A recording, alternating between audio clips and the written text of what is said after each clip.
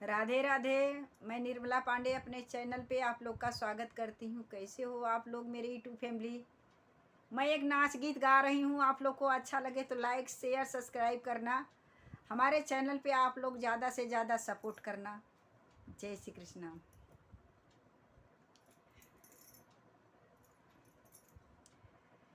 बढ़िया आ गईले, बढ़िया आ गईले राजा समनवा में, बढ़िया आ गईले राजा समनवा में। सवनवा में हो, सवनवा में, सवनवा में हो, सवनवा में, बढ़िया आ गईले राजा सवनवा में।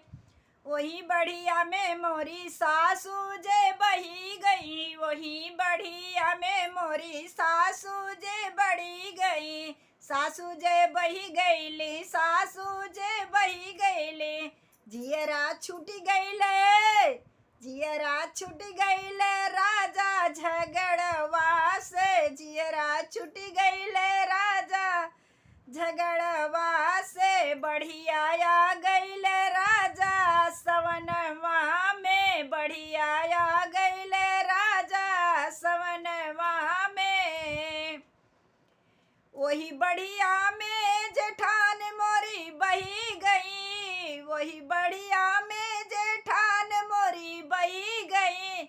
जेठनी मोरी बही गईली, जेठनी मोरी बही गईली, जियरा छूटी गईले, जियरा छूटी गईले राजा अलगवा से, जियरा छूटी गईले राजा अलगवा से।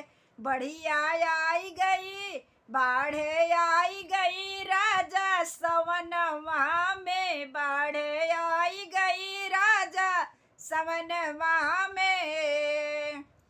वही बाढ़ में ननद मोर बही गईले, वही बढ़िया में ननद मोर बही गईले, ननद जी बही गईले, ननद जी बही गईले, जियरा छूटी गईले, जियरा छूटी गईले राजा दहेजवा से, जियरा छूटी गईले राजा दहेजवा से।